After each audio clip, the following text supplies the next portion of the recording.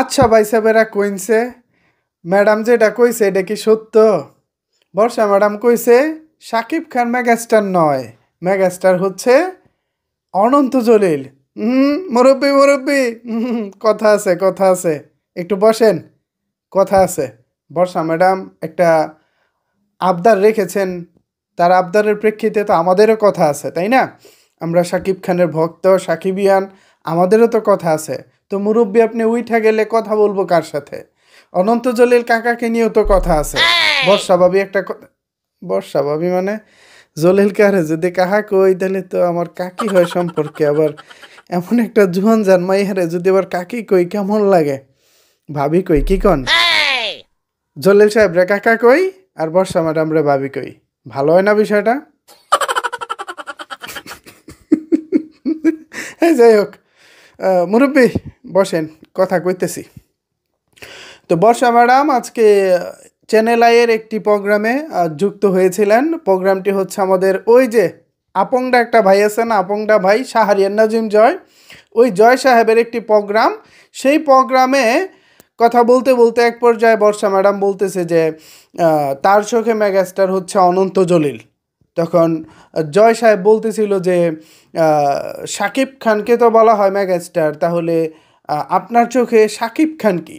তখন বর্ষা ম্যাডাম বলতেছে শাকিব খান মেগাস্টার নয়, শাকিব খান হচ্ছে সুপার হিরো। ম্যাডাম, বর্ষা ম্যাডাম, ঠিক আছে শাকিব খান সুপারস্টার নয়, Shakib Khan super hero, okay fine.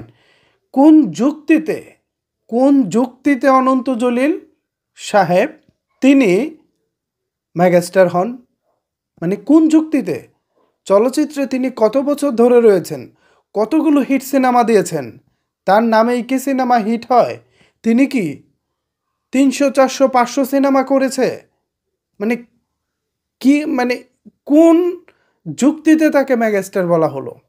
আমি এই প্রশ্নটা ডিরেক্ট আমি রাখতে চাই বর্ষা ম্যাডামের কাছে। বর্ষা ম্যাডাম, অনুষ্ঠানে আসবেন, কথা বলবেন, আমাদেরকে বিনোদন দিবেন, কোনো সমস্যা নাই, কিন্তু সেটা তো যৌক্তিকভাবে হতে হবে। আপনার পার্সোনাল লাইফের সুপার হিরো মেগাস্টার যা কিছু হোক সেটা অনন্ত জলিল হতেই পারে, আপনার ব্যক্তিগত পার্সোনাল, আপনার যেহেতু সে হাজব্যান্ড, আপনার চোখে সে মেগাস্টার কেন, সে পৃথিবী সেরাও হতে পারে। কিন্তু এরপরেও জয় সাহেব প্রশ্ন করেছে এটা তো আপনার চোখে হতে পারে, কিন্তু ইন্ডাস্ট্রির চোখে? তখনও সে বলতেছে ইন্ডাস্ট্রির চোখেও নাকি মেগাস্টার। অনেক দিন থেকে বর্ষা ম্যাডাম আলোচনায় নাই, তো তিনি এখন আলোচনায় আসতে চাচ্ছেন। তো আলোচনাটাই কি আমি এভাবে আনবো যে অনন্ত জলিলকে কাকু বলে ডাকবো আর বর্ষা ম্যাডামকে ভাবি বলে ডাকবো, এভাবে আলোচনাটা আনবো? নিশ্চয়ই এভাবে আলোচনায় আনবো না। আর আলোচনায় আসতে গেলে শাকিব খানকে লাগে, এটা আবারও প্রমাণিত। আপনার অনন্ত জলিল আপনার কিছুই না, আপনার হাজব্যান্ড হতে পারে, কিন্তু ব্যক্তিগত পাবলিসিটির জন্য অনন্ত জলিল জিরো, কিছুই না সে। তো প্লিজ আপনাদের ব্যক্তিগত তামাশা বেডরুমে রাখুন, নিজেরা নিজেরা ডাইনিং টেবিলে মজাটা করুন, পাবলিক প্লেসে এসে এভাবে তামাশা করবেন না। এই তামাশাগুলো এই মুহূর্তে ভালো লাগে না।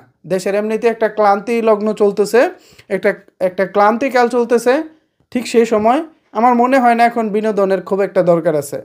মুরব্বি মুরব্বি বলা একটা হুজুর কিছুদিন আগে ভাইরাল হয়েছে, ওই মুরব্বি মুরব্বি বিষয়টা নিয়ে দেখলাম দেশ বিদেশের অনেক টিকটক বানাচ্ছে। আপাতত আমরা ওখানেই সন্তুষ্ট, ওখানেই সীমাবদ্ধ, এর বেশি কিছু চাই না। এরপরেও যদি আপনি তামাশা করেন, প্লিজ এটা খারাপ দেখা যায়, এটা অন্তত এই মুহূর্তে করবেন না। ভিউয়ার্স, বর্ষা ম্যাডাম দাবি করেছেন যে শাকিব খান সুপারস্টার নন, তিনি সুপার হিরো অ্যান্ড মেগাস্টারও নন। অন্যদিকে সব কিছু হচ্ছেন অনন্ত জলিল। এ বিষয়টিকে আপনারা কীভাবে দেখছেন চাইলে কিন্তু অবশ্যই সেটি নিচের কমেন্ট বক্সে জানাতে পারেন। ধন্যবাদ সবাইকে সম্পূর্ণ ভিডিওটি দেখার জন্য।